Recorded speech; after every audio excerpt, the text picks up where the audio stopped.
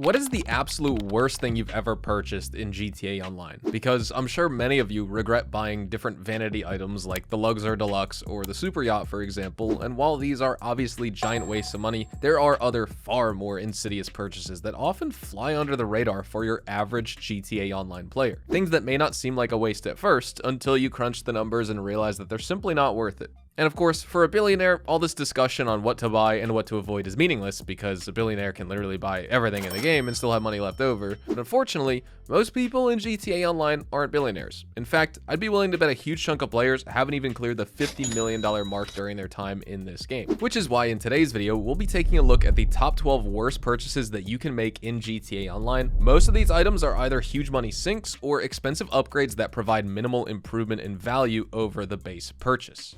Now to kick things off, we've got an obvious pick here for some people, the Brigade 6x6, and this is a vehicle that costs $1.4 million on the Warstock Cash and Carry website, and it's a heavily armored truck that can tank up to 48 RPGs and homing missiles, making it undoubtedly one of the strongest vehicles in the game. However, other than looking cool and being a giant damage sponge, the Brigade 6x6 doesn't offer any additional utility until you do the Los Santos Drug Wars DLC missions. Once you finish all 6 First Dose missions, you can unlock the Acid Lab business, which is the second best source of passive income after the nightclub and makes over $100,000 per hour. And you know what's the best thing about this DLC? It also gives you a free Brigade 6x6 at the end of the First Dose missions, saving you over $1.4 million. Remember, without the DLC missions, the 6x6 is practically worthless as you can't install an Acid Lab in the back, meaning it has zero money making potential, and it robs you of $1.4 million if you buy it from Warstock Cash and Carry versus just getting it for free. Now, once you do the Los Santos Drug Wars missions, you get that free Brigade plus the necessary equipment to cook your own acid in the back, and you can summon it wherever you want at any time. And since it's a service vehicle, unlike most other businesses which require you to travel to a predetermined location on the map, this is super advantageous to you as a player. Now, as a side note, before you actually set up your Acid Lab, make sure to complete 10 Fooligan missions for Dax or Dax work so you can unlock the Acid Lab upgrade for $750,000 as well, which is significantly going to reduce your production time and boost your profit margins. Without the upgrade, the Acid Lab is, I would say, honestly a mediocre business at best, but once you install that equipment upgrade and name your acid product, it becomes an excellent source of money for solo or group players alike. Next up is a business that I've excoriated in the past for being a waste of time, and I think many players have as well, and things honestly haven't changed much in 2025 because the document forgery office is still a giant piece of garbage and the worst MC business by far. In terms of money making potential, it's behind the grass farm, the counterfeit cash factory, as well as the math lab, all the way at the bottom. If you're still new to the whole MC business grind, just get a Coca-Cola lockup and a math lab. Forget the document forgery office as it barely makes $38,000 per hour. And to be honest, if you ever make the mistake of assigning a technician to the printing and copying section in your nightclub warehouse, rectify that immediately by switching a tech over to something more advantageous and profitable for you as a player, like kicking rocks or watching paint dry. At number 3, we've got the Anus Paragon R. For $905,000, it might seem like you're getting yourself an excellent deal since this is a luxurious GT car with an extremely fast lap time. But what if I told you that you could get a better version of the Paragon R for free, making the base model entirely worthless? If you have a casino penthouse at the Diamond Casino, you can get yourself an armored Paragon R by completing all 6 Agatha Baker casino story missions, and at the end, you'll find your reward waiting for you at the Port of Los Santos. This is the only way to unlock the armored Paragon R in the entire game. You can't purchase it on any in-game website, and to make this deal even sweeter, you'll also receive $1.1 million as a first-time payout for completing all of the missions in order. If you add in the immense value of having an armored car that's faster than most sports cars in the game, the $1.5 million purchase fee that you pay for a casino penthouse seems like a worthwhile investment. And remember, unless you do the Agatha Baker missions and unlock the armored Paragon R, it's not worth purchasing a casino penthouse if you're just going to use it like any other apartment because you'll just be wasting millions of dollars. Sure, owning a penthouse means you can spawn right into the Cayo Perico safe key prep mission, but I don't think it's worth purchasing a multi-million-dollar property just for the random chance of doing one prep mission from one heist just a little bit faster. Next, we've got the Kasatka submarine. Wait, hold on. I know what you're thinking. Isn't the Kasatka the best business in the entire game? Yes, absolutely. But I'm not just focusing on the Kasaka itself, because there's nothing wrong with it. Instead, I'm talking about a moonpool vehicle upgrade for the Kasaka that's a giant waste of money and serves zero purpose outside of underwater cache hunting, which I don't even know why you'd be interested in that. The item in question is none other than the ridiculously overpriced Kraken Avisa submarine. As if the $1.5 million price tag wasn't enough of a deal breaker here, the Avisa is also the slowest sub in the entire game, with a top speed of just 16.7 miles an hour. It's barely faster than swimming, and you're also better off summoning the dinghy if you want to get ashore and you don't have a Sparrow. Speaking of which, save yourself that extra $300,000 and get yourself a Sparrow as your moonpool vehicle instead of the Avisa. It is infinitely better in every conceivable way, and it's also going to help you immensely, not just in your prep work for Cayo Perico, but also for traveling around the map because you can summon it anytime from the interaction menu. Now let's discuss a once beloved item that's turned into a bad purchase ever since the release of the Agents of Sabotage DLC. And I am of course talking about the Master Control Terminal that you can get as a $1.8 million upgrade for your arcade. Now previously, this was what a lot of players used to manage their various MC businesses, nightclub, bunker, etc. just from one central location without having to travel between each individual business. But now that you can summon a terabyte with a Master Control Terminal built in if you make the purchase for the upgrade for it, there's no point in upgrading your arcade with this feature. Calling your terabyte is going to be much faster than traveling to the arcade, even if you reload into a brand new invite-only lobby with your spawn point set to the arcade. And to make matters worse, for the old Master Control Terminal, the new one can be installed for just $1.25 million in your terabyte, making it nearly 30% cheaper than the OG Master Control Terminal. So there is absolutely zero reason to buy the Master Control Terminal in your arcade at this point. Now for veterans of the game who already have a terminal in their arcade, you will also get a discount while installing a new one in your terabyte,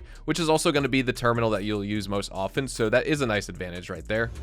At number 6, we've got the nightclub. Now, I've been a big fan of the nightclub ever since it was added to the game, and I maintain grinding this business to this day because it's still probably one of the best sources of passive income in the entire game. All you have to do is maintain your popularity, which should be super easy to do if you do the bouncer missions and you swap around a few DJs every time you enter the club, and you'll be making an easy $50,000 every 48 minutes or one in-game day. However, the office safe is only one half of your nightclub income, because the warehouse management section is where you make the big bucks. This is where you hire technicians to source product from all of your other businesses, and once you have an ample amount of goods stashed away, you can do a sell mission to earn hundreds of thousands of dollars at a time, or honestly even millions. However, there is one major caveat here.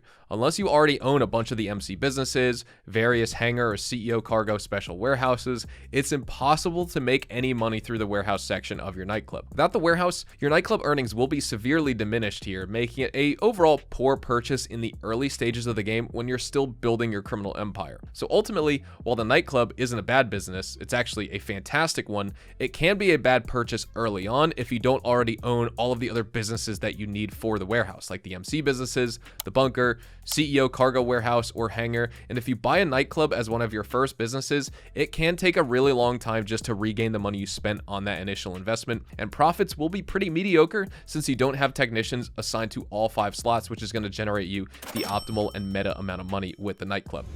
Next up, we've got stilt apartments. Nowadays, very few people buy fancy apartments because they offer zero value outside of just looking cool, but some are still fooled into buying these stilt apartments because they like the feeling of owning a mansion out in Vinewood Hills. But even as a status symbol, spending $600,000 to $800,000 on an apartment doesn't quite cut it in a world of $10 million luxury yachts and gold-plated private jets. Besides, the stilt apartments can't be used to play OG heists, unlike high-end apartments, which at least allow you to be the host in one of the 5 OG heists. And to be honest, the locations of them aren't all that good either. You're better off buying an agency or MC business in downtown or West Los Santos, because then you can set that as your spawn point and you can do all your heist prep or sell missions to nearby locations. Now, going back to the Los Santos Drug Wars DLC for a moment here in this video, I've got one more vehicle that you should never purchase, not because once again it's bad, but because you can literally get it for free again just by doing the Last Dose mission number 5, in which you chase down Dr. Isaiah Friedlander and make him jump out of a plane.